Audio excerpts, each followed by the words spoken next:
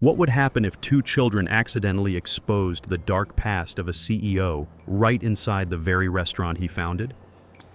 The first rain of the season poured over the city like a curtain, muffling every sound, turning hurried footsteps on the sidewalk into the somber rhythm of an evening weighed down with unspoken thoughts.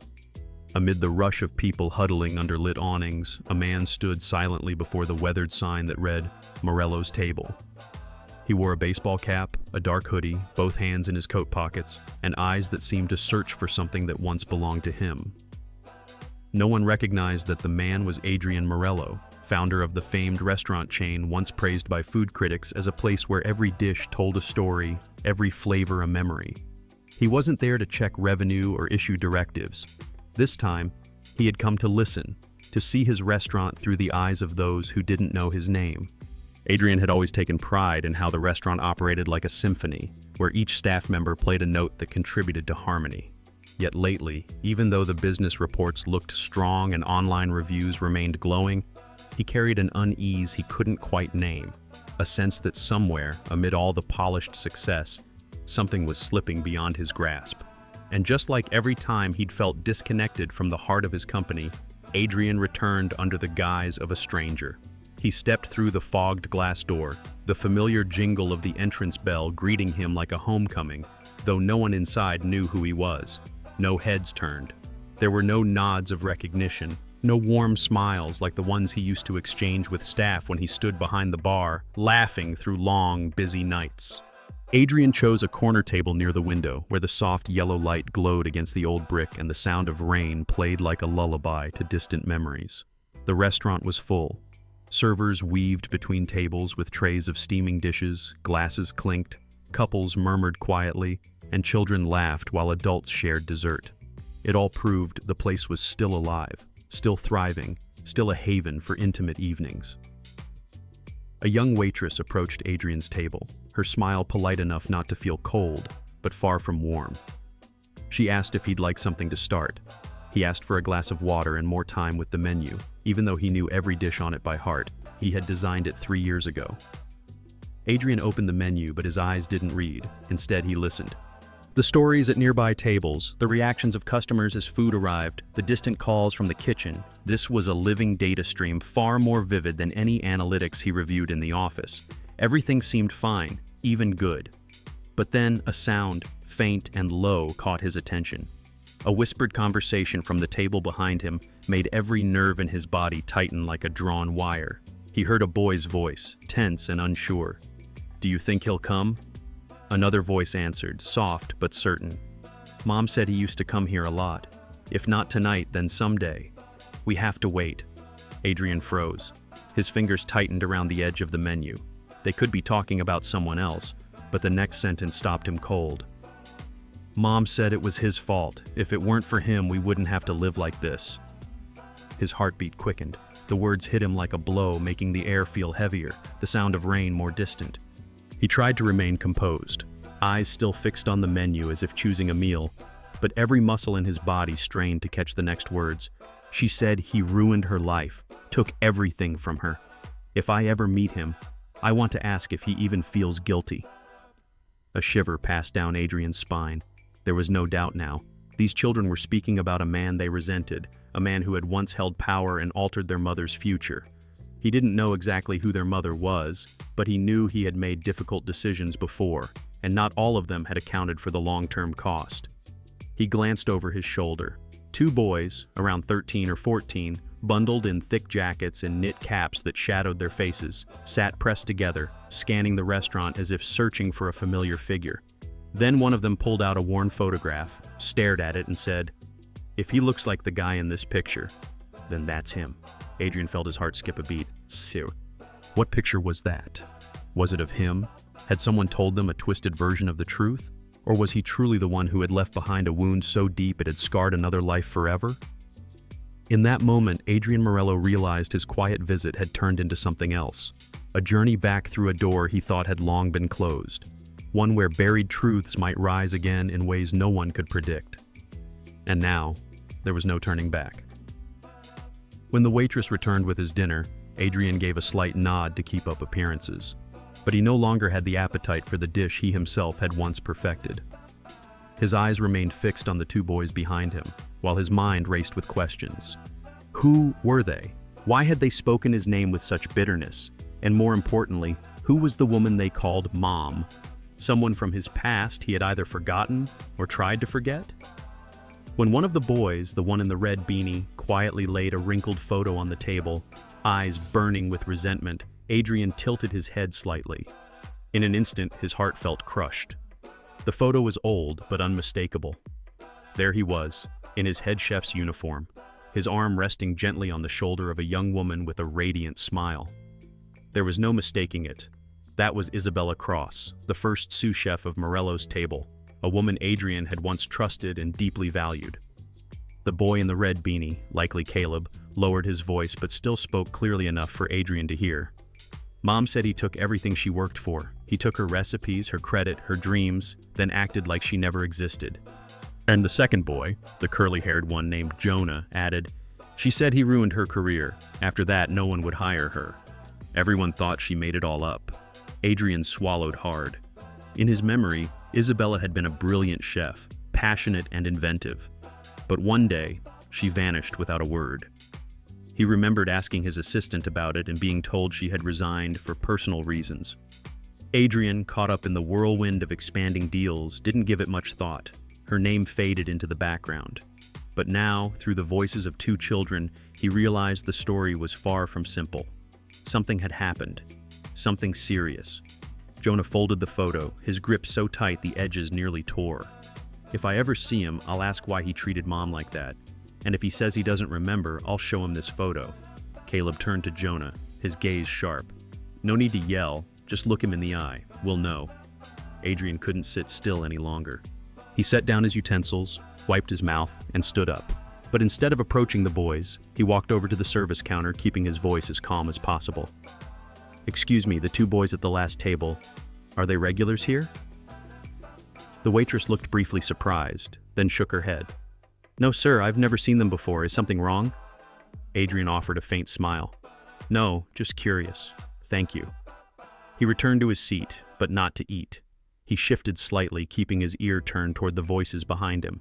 At that moment, Caleb asked, "What if he doesn't recognize us?"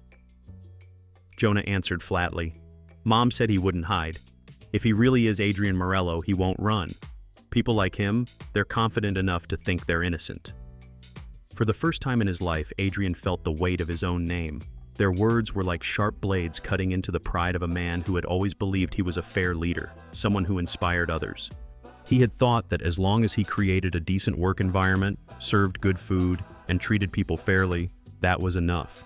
But now, the past was crashing down with truths he had never dared face.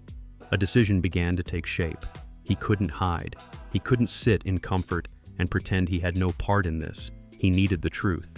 He needed to see Isabella Cross again. Not to justify himself, but to understand. And if what the boys had said was true, then he needed to take responsibility. Not with words, but with real action.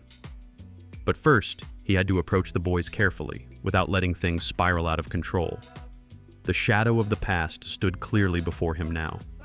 Adrian knew this night would not end with a quiet meal. This was the beginning of a reckoning, a journey toward redemption, not as an owner, but as a man who had once caused someone to fall in silence. And this time, he would not let that silence last another day.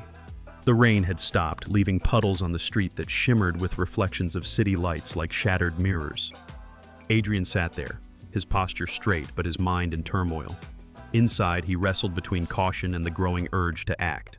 He knew he couldn't let the two boys leave the restaurant without confronting the truth. But would a grown man walking up to the table of two unfamiliar children scare them, or worse, create a public misunderstanding? He chose a neutral approach. With a gentle smile and both hands tucked in his coat pockets to appear non-threatening, Adrian walked toward the boys' table and spoke in a soft tone. "Excuse me, it seems like you two might be looking for someone. Is there anything I can help with?" Jonah immediately tightened his grip on the photo in his hand, his eyes blazing as they locked onto Adrian's face. Caleb shrank back slightly, uncertain, but after just a few seconds, Jonah furrowed his brow and stared hard at the familiar face before him. The air grew heavy. I know you, Jonah said, his voice no longer a whisper but full of accusation. You're Adrian Morello. Mom showed us pictures. That's you. Caleb swallowed hard. It really is you, isn't it? Adrian froze. For a moment, he considered denying it, pretending they had the wrong person. But the truth in their eyes was undeniable. He exhaled and nodded slowly. Yes, I am, but I don't know who your mother is. Ooh. Jonah's fists clenched, his eyes glistening with anger. Our mom is Isabella Cross. She was your chef. She helped build this restaurant. But you betrayed her. You stole her recipes and pushed her out like she never existed. Adrian felt like he'd been punched in the gut. He stammered, Isabella, I remember she left. I do. But she quit. No one forced her out. Caleb cut in, this time his voice trembling. She said no one would hire her after that. She applied everywhere. No one even responded. They said she wasn't a good fit. She told us her name had been blacklisted. Jonah looked directly at Adrian.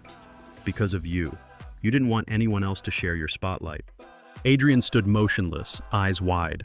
Fragments of memory rushed back like a flood. The early hectic days, whispers about an assistant becoming too prominent, a brief meeting with the operations manager, and then Isabella was gone. He had never asked deeper questions. He assumed it was part of a bigger plan. But now, he was staring at the clearest consequence of that neglect. 2 children carrying the anger of a mother who had once trusted him. He placed his hand gently on the table, not too close to threaten, but near enough to show sincerity. I need to see your mother. I need to hear it from her directly. If what you've told me is true, I can't ignore it. The boys exchanged hesitant looks. Finally, Jonah said, She's not here, but if you really want to know the truth, we'll show you where to find her. Adrian nodded, the weight in his chest growing heavier. I'll come, I promise. When he returned to his table, Adrian was no longer the man who came to check on a restaurant. He was now a man confronting his past, ready to step into a memory he thought had been buried, to understand how he had once caused pain without even knowing it. The small apartment, tucked inside an aging complex about 20 minutes from the city center, was where Caleb brought Adrian the following afternoon. The sky hung gray and heavy, mirroring the weight in the man's chest as he climbed the chipped tile stairs. In his hand, Adrian held the worn photo Jonah had given him, his eyes fixed on Isabella's smiling face, a woman who had once been his most trusted partner. The apartment door opened after a few knocks, and there, beneath the dim light of the modest living room, Isabella Cross sat on the sofa, strands of silver streaking her hair, her gaze steady and unblinking with quiet suspicion. Adrian Morello, she said, her voice hollow. I have to admit, I didn't think I'd ever see you again. Adrian sat down on the chair across from her, his eyes unwavering. You came because of my sons, didn't you? What did they say to you? Adrian let out a long breath. They said I destroyed your life, that I took everything you had.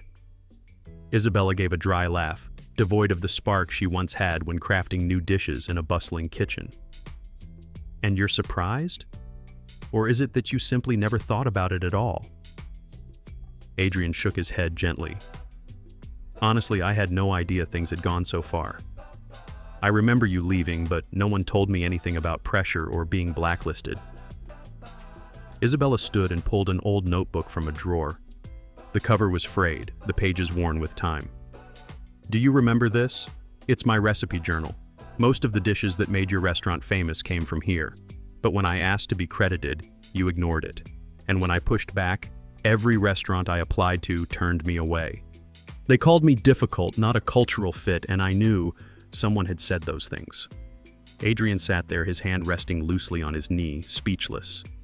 He looked at the pages filled with small, slanted handwriting, the notes, the recipes once praised by critics.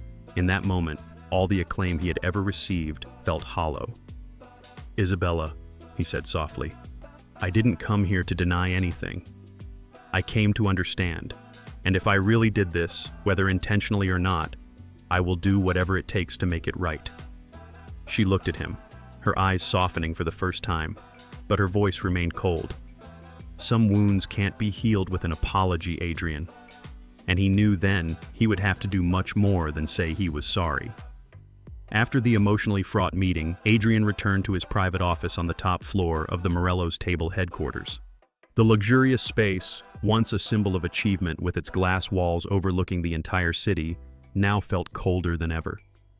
He sat in silence before the old notebook Isabella had left behind, each page filled with dedication, creativity, and a love for the craft, things that had once been pillars of their success, and that he now had to admit he hadn't built alone. With every turn of a recipe page, he felt as if he were touching the cracks in his own past. The next morning, Adrian called a private meeting with the executive team.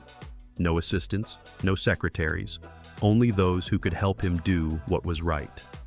He told the full story, without omission, without embellishment, about Isabella, about the two boys he had met, and about a regret he had never known before. Some were stunned, some silent, others nodded slowly as if they had long suspected parts of the truth. And then Adrian made a decision unprecedented in the history of the restaurant chain, to formally invite Isabella Cross back as co-executive chef, to credit her name across all official menus and documents, and to publicly apologize before the press. That afternoon, Adrian returned to the old apartment complex where Isabella lived.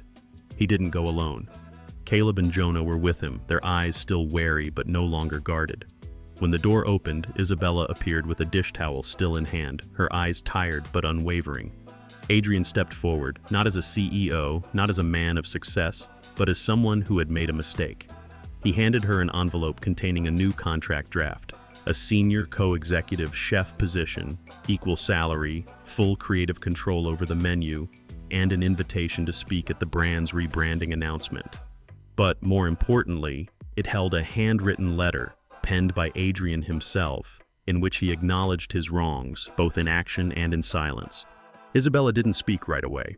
She opened the envelope, read every line, then looked at Adrian for a long moment.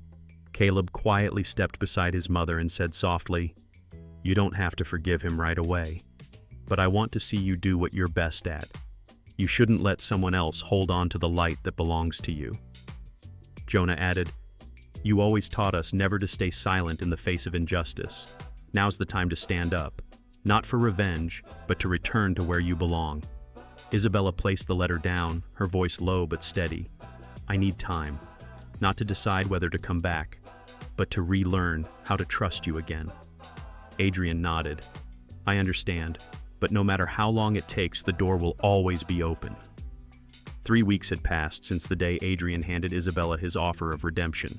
He hadn't reached out again, hadn't pushed for a response, only kept his promise. The door remained open, and the decision was hers.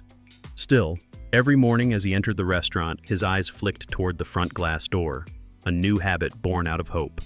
The staff whispered, the media began to sniff out the unusual shift within Morello's table, but Adrian stayed silent.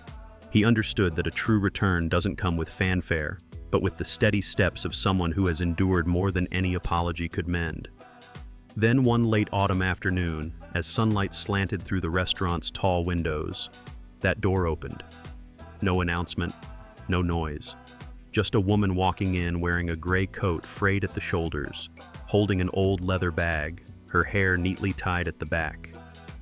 Isabella Cross stood at the threshold, her eyes sweeping across a space that felt both familiar and foreign, and then settling on the main kitchen, the place she had once called her second home. A few staff paused mid-task, others froze in disbelief. Adrian, standing at the tasting counter with a spoon of new sauce in hand, suddenly stopped. He looked up, his gaze meeting hers. In that moment, no words were spoken, but the entire kitchen held its breath. Isabella walked toward him, not slowly, not hurriedly, slipped the bag off her shoulder and said clearly, "If the offer still stands, I'd like to begin today." Adrian didn't answer. He simply reached beneath the counter, pulling out a neatly folded black apron. He handed it to her, as if handing back a piece of history. Isabella took it, turning it over to see the small stitched letters, Sous Chef, Isabella Cross. She looked at it, then bowed slightly and tied it around herself, deftly knotting the strap as if she had never left this place, not even for a day. The kitchen fell silent for a few seconds. Then the sound of chopping knives returned, spoons stirred in pans, and flames hissed from the gas stoves. Everything resumed, but nothing was the same. Because Isabella's return was not just a staffing change, It was a quiet declaration that justice, though delayed, still had a place in a system once scarred by neglect. In her first week, Isabella asked for no privileges, demanded no authority. She relearned new procedures, listened to the younger team's insights, and worked alongside Adrian testing new dishes with collaboration instead of command. She even spent time watching the restaurant like a guest, taking detailed notes from customer feedback, and later proposed edits to the menu that blended the old spirit with modern trends. By week's end, Adrian and Isabella jointly announced a special internal meeting. No media, no spectacle, just key staff members from major branches gathered at the flagship restaurant. Adrian stepped forward, the spotlight highlighting the tension in his face. He began with a line that wasn't in the script. "I used to take pride in calling myself an honest leader, but I now see that pride kept me from recognizing the people who helped me stand." He recounted Isabella's story, not just as a former employee, but as someone who had laid the first stones of the brand's culinary foundation. He admitted he had been indifferent, had let ego outweigh fairness, had remained silent when he should have spoken up. The room was still, not a whisper. When Adrian bowed his head, it wasn't the bow of a CEO losing control, but of a man facing the truth for the first time with courage. When Isabella stepped forward, she brought no speech. She simply stood, looked around, and said something that brought tears to many eyes. "I didn't come back to reclaim the spotlight. I came back because I believe the truth, even when forgotten, can still be restored if people are brave enough." That day, the entire Morello's table system shifted. Internal documents were updated to officially name Isabella Cross as co-author of 12 signature recipes. A new position of co-executive chef was created, granting full creative authority. On the revised menu, for the first time, the fine print below the logo read, "Inspired by Cross." In the kitchen that day, as Adrian tasted the new soup with Isabella, she gave a small smile and said, "You've got the seasoning right, but it's missing a little heat at the end." Adrian tasted again, nodded, and added a sliver of chili. "Now it's perfect," he said. Isabella looked at him, her gaze still sharp but no longer guarded. "We'll start from scratch, but this time, we'll get it right." And for the first time in years, the whole kitchen laughed, not at a joke, but because they all knew, this time, everything was finally in its place. The first month since Isabella officially returned passed by with a strange swiftness. No longer were there hesitant steps or skeptical glances, but instead, mornings began with soft laughter by the coffee counter, kitchen meetings flowed without tension, and evenings turned the kitchen into a stage for spontaneous collaboration between two chefs who once represented the past and present of a culinary empire. Isabella had nothing to prove. She just needed to cook. And when she cooked, the whole team stood in silence, learning how to respect subtlety without words. Adrian spent more time in the kitchen. He was no longer the boss in a climate-controlled office, but a true partner, standing beside Isabella, carefully tasting flavors, listening to guest feedback, and adjusting the smallest details together. They no longer called each other by titles, simply Adrian and Isabella. Their relationship, though not yet friendship, had become strong enough for them to stand side by side in a kitchen where, once upon a time, only one remained. One evening, as service began to slow down, Adrian noticed two familiar boys sitting near the window, Jonah and Caleb. They hadn't come out of curiosity or anger, but simply to sit and watch their mother work.